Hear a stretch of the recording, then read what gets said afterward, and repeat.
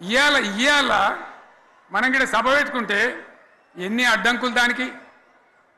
Private స్కూళ్ళు బస్సులు ఇస్తే వాళ్ళకు నోటీసులు ఇవ్వడం, అడుగడుగున ఆర్టీఏ అధికారులను పెట్టి పోలీసులను పెట్టి ట్రాఫిక్లు జామ్ చేయడం. ఇప్పుడు కూడా సభకు రావాల్సిన వాళ్ళు 1,50,000 మంది బయటనే ఆగిపోయింది. ఇటు హనుమకొండ దిక్కు, అటు హుజరాబాద్ దిక్కు, ఇటు సిద్దిపేట దిక్కు 3 రోడ్ల మీద కూడా జాములున్నాయి. నేను అడిగిన నాయకులు ఏంది అంటే ఇబ్బంది అవుతుంది సార్, రానిత్తలేరు, మధ్యలో ఇబ్బందులు కలిగిస్తున్నారు, కొన్ని లారీలు తెచ్చి అడ్డం పెట్టాను పనికిమాలని అని చెప్పి జామ్ అయిపోయి అక్కడనే ఆగిపోయింది. నేను అన్న ఇంకో అర్ధగంట ఆగి మాట్లాడదామంటే మా వాళ్ళంతా ఉండి లేదు మనోళ్ళు దూరం పోవాలి, ఇక రానోళ్ళు ఎట్లా అందరూ మనం మాట్లాడి సభ ముగించాలని చెప్తే నేను వేదిక మీదకి వచ్చిన.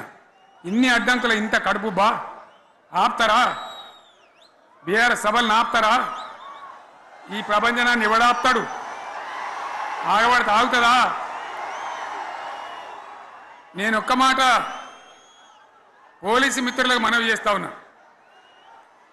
ప్రజాస్వామ్యంలో ప్రజలకు అడిగే హక్కు ఉంటుంది, తప్పకుండా అడుగుతారు ప్రజలు.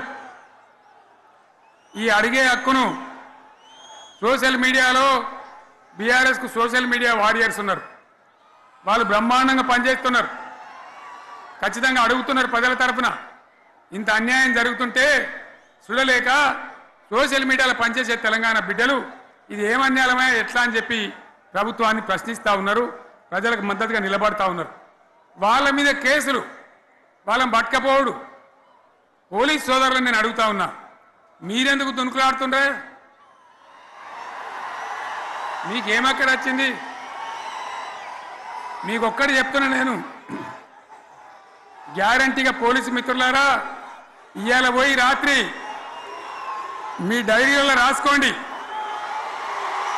మీ డైరీలలో రాసి పెట్టుకోండి.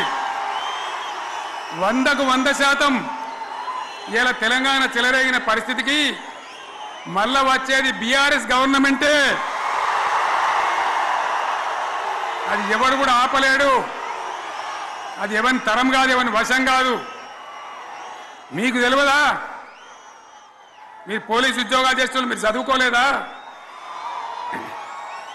మీకు కూడా విజ్ఞానం ఉంది కదా? వీళ్ళు దొంగ వాగ్దానాలు చేయలేదా? ప్రజలను మోసం చేయలేదా? ప్రజాస్వామ్యంలో ప్రజలకు అడిగే హక్కు లేదా? మీరెందుకు కేసులు పెడుతున్నారు నాకు అర్థం కాదు.